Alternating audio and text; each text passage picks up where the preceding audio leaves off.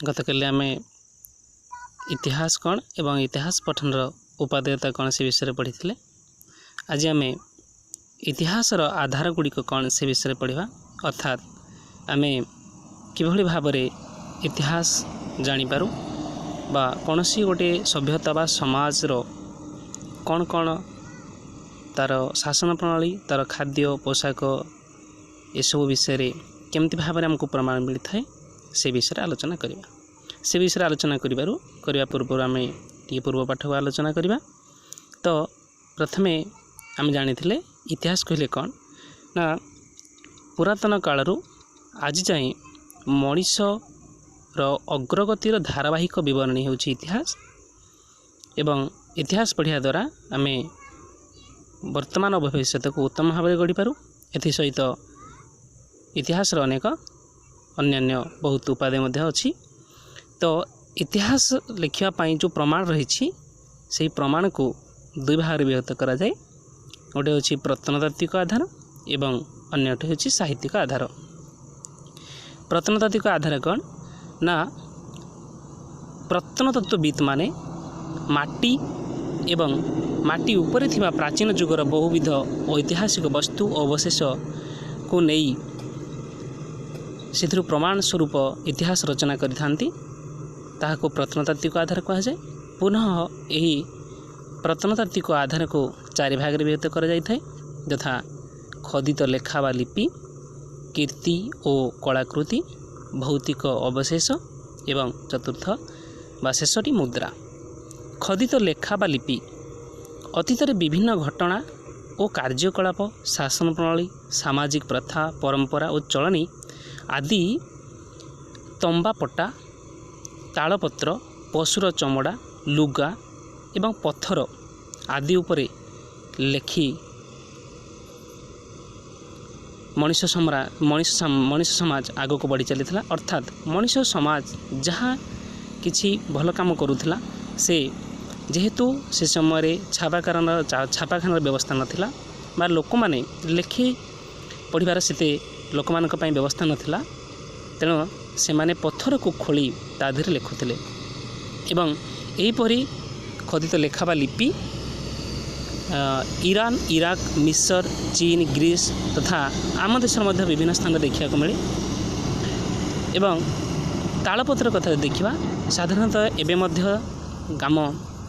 गाँ मानक देखा मिले। जो अतीत काल रे लोक माने लिखापी कागज नथिला, तो जातक बोली पिला माने देखा ज्योतिष माने से तालपत्र को व्यवहार करी से जातक लिखती। एवं द्वितीय आलोचना करवा जहाँ हूँ कीर्ति और कलाकृति। पत्थर उपर लिखा, इटा तंबा पात्र लिखा, पशु चमड़ा उपर लिखा, एसबू को छाड़देले से समय बा से पुरातन समय सभ्यता संबंध में कीर्ति और कलाकृति आमको अनेक प्रकार प्रमाण दे था इतिहास रचना करने। यथा से कीर्ति और कलाकृतिर उपादान गुड़िक होची मंदिर, दुर्ग, राजाप्रसाद, स्तूप, मठ। ये विषय एगुड़िक आमको अनेक प्रकार तथ्य जोगाई थाए इतिहास रचना करने। यह छड़ा से सबू पुरातन समयर सामाजिक, सांस्कृतिक, धार्मिक और वैज्ञानिक चिंताधारा संपर्क में अनेक तथ्य मिलता है। तृतीयटी हूँ भौतिक अवशेष। दुर्ग, राजाप्रसाद यू कीर्ति और कलाकृति जावापर एवं देखा भौतिक अवशेष।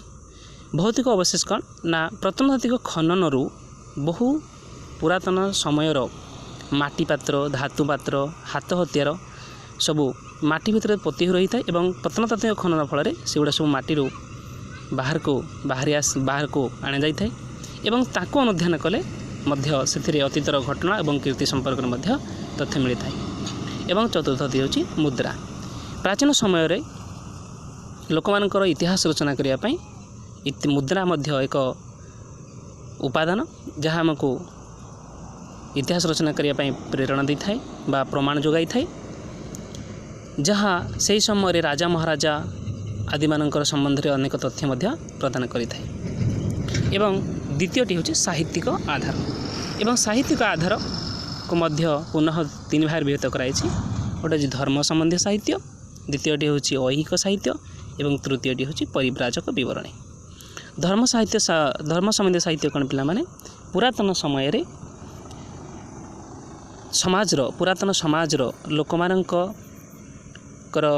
सामाजिक जीवन चलनी धर्म भावना आदि संबंध में अनेक प्रकार धर्मग्रंथ रचना कर जाइथला सेगुड़िक धर्म साहित्य कह जाए। एगुड़िक साधारणतः धर्म उपर पर्यवसित एवं धर्म कथा ही आधारित धर्म कथा ही कह जाए। यथा उदाहरण स्वरूप आम जापर वेद, उपनिषद, पुराण, महाभारत, रामायण ये सब धर्म संबंधी साहित्यर अंतर्गत। यह सहित आउ द्वितीय उपादान होची ऐहिक साहित्य। धर्म संबंधी साहित्य व्यतीत प्राचीन काल में अनेक गुड़े साहित्य रचना कराइथिला सेगुड़िक ऐहिक साहित्य कह जाए। सेगुड़िक मध्य होचंती उदाहरण स्वरूप पाणिनि और पतंजलि लिखित व्याकरण, कौटिल्यक अर्थशास्त्र, कालिदासक रचनावली, बाणभट्टक हर्षचरित आदि। ये ऐहिक साहित्य मध्य पुरातन समय समाज, रीतिनीति, शासन प्रणाली, अर्थनीति आदि विषय अनेक तथ्य मिलता है। एवं तृतीयटी होची परिव्राजक विवरणी। पिलामाने पुरातन समय रे एबे मध्य रही से परिव्राजक विवरणी अर्थात बाहर देशर लोक माने भ्रमण रे जाउथिले एवं से माने जो देश को जाउथिले सेठी बहुत दिन पर्यंत रहुथिले एवं सेठी से रहिला परे सेही देशर चालीचलनी तांकर शासन प्रणाली मध्य विषय रचना करिथांती एवं सेगुड़ा को परिव्राजक विवरणी कह जाए। एथिमध्ये रहिसंती मेघास्थीनिस, फासिया, जुआंगजांग, आल्बेरुणी, इबन बतुता एवं एमानक मध्यरु चीन जड़े परिव्राजक थे जुआंगजांग से ओडिशा को आसीथिले एवं ये परिव्राजक माने मध्य तांको रहणी समय लिखिथिबा विवरणी से समय मध्य बा पुरातन समय मध्य इतिहास संबंध आम जानबा को पाई था। तो आज पिला माने एतिकी पढ़िबा एवं आसंता काली आमे समय अनुसार इतिहास श्रेणी विभाग किपरि करा जायते ते विषय जानिबा।